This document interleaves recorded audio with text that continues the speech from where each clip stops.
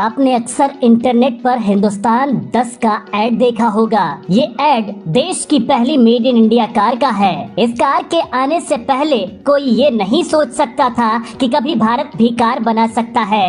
लेकिन देखिए, वक्त बदला, सोच बदली, हालात बदले और आज भारत ऑटोमेटिव इंडस्ट्री में कार बनाने में तीसरे स्थान और कारों की बिक्री के मामले में दूसरे स्थान पर खड़ा है।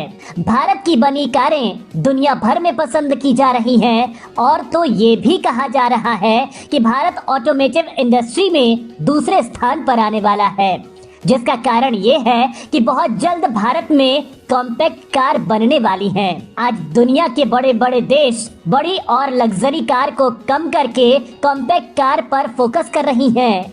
आपको जानकर हैरानी होगी कि जापान भी भारत की इंडियन मारुति कार को अपने यहाँ लॉन्च करने की तैयारी कर रहा है। यानी कि दुनिया में अब भारत की टाटा, महिंद्रा, मारुति की गाड़ियाँ दौड़ती नजर आएंगी। ऐसे में ये सवाल खड़े हो रहे हैं कि आखिर क्या कारण है कि दुनिया भर के देश इसे अपनाना चाहते हैं? क्यों भारत की कार दुनिया के कार बाजार पर अपना कब्जा जमा रही हैं? ये सब हम जानेंगे इस वीडियो में, तो आप ये वीडियो अंत तक जरूर देखिएगा।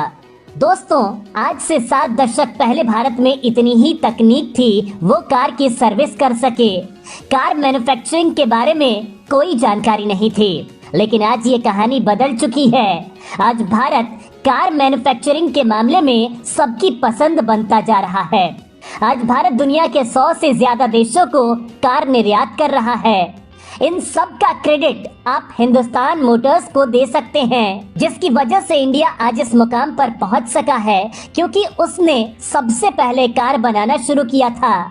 दोस्तों, साल 1947 में आजादी के बाद देश की इकोनॉमी थोड़ी अनस्टेबल थी। उस वक्त यहाँ वाहन उद्योग ने विकास करना शुरू ही किया था।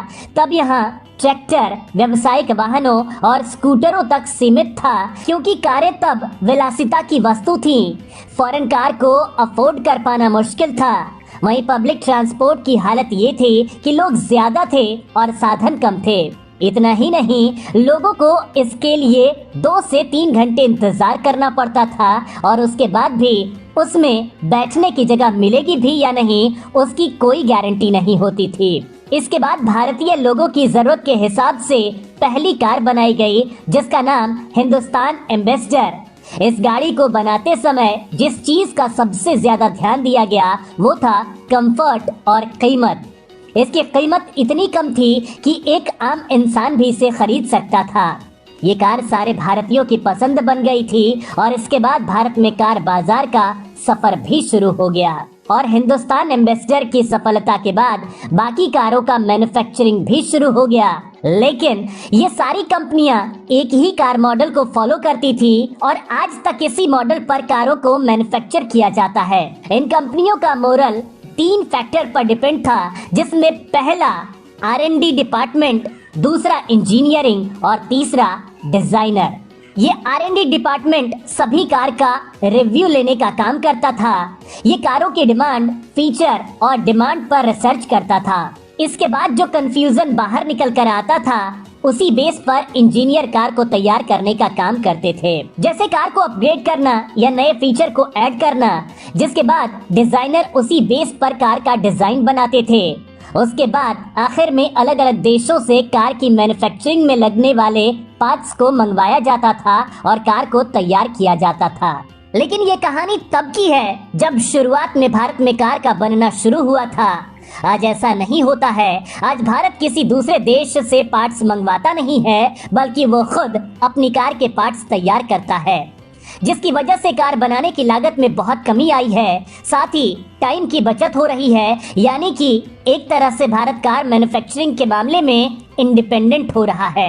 भारत के कारों की सबसे बड़ी खूबी ये है कि ये कॉम्पैक्ट कार है, यानी कि बहुत कम फ्यूल को खपत करने वाली। विदेशी लग्जरी कार जितनी ज्यादा लग्जरी होती हैं, उनके फ्यूल के कंज्यूम करने की क्षमता उतनी ज्यादा होती है। वहीं दूसरी तरफ पेट्रोल डीजल के दाम आसमान पर चले गए हैं। इन्हीं सब कंडीशन को देखते हुए यूरोप की ज्यादातर देश भारत की कारों को अपने देश में लॉन्च करना चाहते हैं, क्योंकि भारत की कार कम फ्यूल के साथ साथ पोल्यूशन को कम करने पर भी ध्यान दे रही हैं। वहीं दुनिया के बाकी देश भी इस तरफ ध्यान दे रहे हैं। दोस्तों, साल 2020 को भारत सरकार ने BS6 इंजन के कारों में कंपलसरी कर दिया था, क्योंकि भारत में वायु प्रदूषण बहुत तेजी से फैल रहा था। ये वैश्विक स्तर पर 5वीं रैंक पर पहुंच गया था। ये आंकड़े बिल्कुल भी सही नहीं थे। यहाँ ये हालात हो गए हैं कि हर साल 15 लाख लोग वायु प्रदूषण के कारण ही मौत के मुंह में जा रहे हैं। इसके साथ ही बहुत से ऐसे कारण रहे हैं जिससे भारतीय कारें विदेशों में देखी जा रही हैं। आज कार को खरीदने से हर कस्टमर कॉस्ट, सिक्योरिटी, फ्यूल और लग्जरी जैसे 4 पॉइंट पर ध्यान देता है। वैसे ये सारी खूबियाँ हर विदेशी कार में होती हैं, लेकिन ये सारी खूबियाँ इंडियन कारों में देखने को मिल जाती हैं, वो भी बहुत कम ही दाम पर। दोस्तों, इंडियन कार कस्टमर की हर डिमांड को देखते हुए परफेक्ट बनाई गई हैं। यही कारण है कि आज 125 देशों में इनकी डिमांड है। अगर आंकड़ों के तौर पर बात की जाए तो हर साल की तरह, हमेशा की तरह इस बार भी मारुति सुजुकी बिक्री के मामले में शीर्ष पर बनी हुई है। मारुति ने पिछले महीने अपने कारों की कुल 1,29,802 यूनिट्स की सेल की है, जिसमें जुलाई 2021 के 1,23,675 यूनिट्स के मुकाबले 5% की वृद्धि की है। इस लिस्ट में Hyundai दूसरे स्थान पर है, जिसमें जुलाई में पिछले साल की इसी माह के मुकाबले 5% की वृद्धि दर्ज की गई है। जुलाई में Hyundai ने 50,000 यूनिट्स कारें बेची, जबकि पिछले साल जुलाई में कंपनी की 48,042 यूनिट्स कारों की बिक्री हुई थी। वहीं टाटा मोटर्स के लिए जुलाई में बहुत शानदार प्रदर्शन करते हुए मासिक आधार पर सबसे ज्यादा कारों की बिक्री कर डाली। कंपनी ने जुलाई महीने में बिक्री में 57% की उछाल के साथ कुल 47,506 यूनिट्स कारों की सेल्स की, जबकि पिछले साल इसी दौरान टाटा ने 30,184 यूनिट्स कारें बेची थी। इस सूची में चौथे स्थान पर सबसे ज्यादा गाड़ियों की बिक्री करने के मामले में महिंद्रा ने अपना स्थान बनाया है। महिंद्रा ने जुलाई 2021 के 17,595 यूनिट्स कारों के मुकाबले में 38% की वृद्धि के साथ इस साल जुलाई में 24,238 यूनिट्स कारों की सेल्स की है। दोस्तों, इंडियन कार की सबसे बड़ी खासियत की इनकी सर्विसिंग बहुत ही सस्ती है।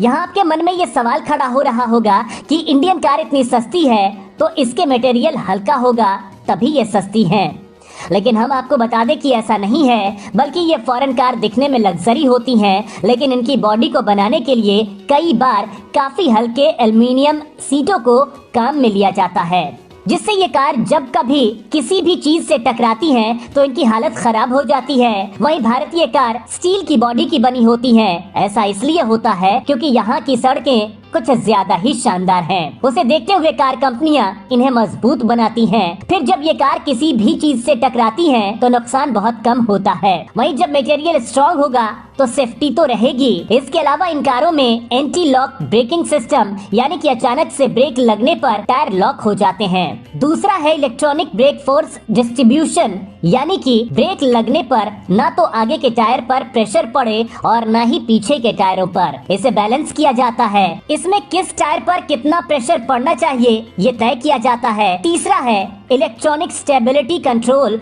यानी कि अचानक से सामने आने वाली चीज पर कार कैसे बिहेव करती है, इसे कंट्रोल किया जाता है। वहीं चौथा है स्पीड बर्निंग। ये फीचर सबसे ज्यादा इम्पोर्टेंट है क्योंकि जितने भी एक्सीडेंट हैं वो स्पीड की वजह से होते हैं। ये वार्निंग सिस्टम स्पीड को कंट्रोल करने पर हेल्प करता है। वहीं लास्ट है टायर प्रेशर मॉनिटरिंग सिस्टम। ये भी एक इलेक्ट्रॉनिक सिस्टम है जिस टायर के एयर प्रेशर को कंट्रोल करने के लिए बनाया गया है। ये सारे फीचर भारतीय कारों में आज मौजूद हैं, जो कभी किसी विदेशी कारों में होते थे, लेकिन ये विदेशी कार काफी महंगी होती हैं। वही भारतीय कारें इन सभी फीचर के साथ बहुत सस्ती होती हैं, यानी कि फीचर कॉमन होने के बाद भी विदेशी कारें क्यों खरीदें जब भारत की कारों में सब कुछ मिल रहा है। यही कारण है कि आज इन कारों की डिमांड वैश्विक बाजार में बढ़ती जा रही है। आज भारत इस सेक्टर में चौथे स्थान पर पहुंच गया है। इसके अलावा भारत में देसी कारों की डिमांड को बढ़ाने के लिए भारत सरकार भी पूरी कोशिश कर रही है, जिसके लिए बाहर से मंगवाई जाने वाली गाड़ियों पर टैक्स बढ़ा दिया गया है। इसके अलावा भारत की कारों पर काफी सारी छूट दी जा रही हैं, जिससे कार कंपनियां बहुत तेजी से ग्रोथ कर रही हैं और वे दिन भी दूर नहीं जब विदेश की चमकती सड़कों पर सिर्फ इंडियन कार ही दौड़ती दिखेंगी।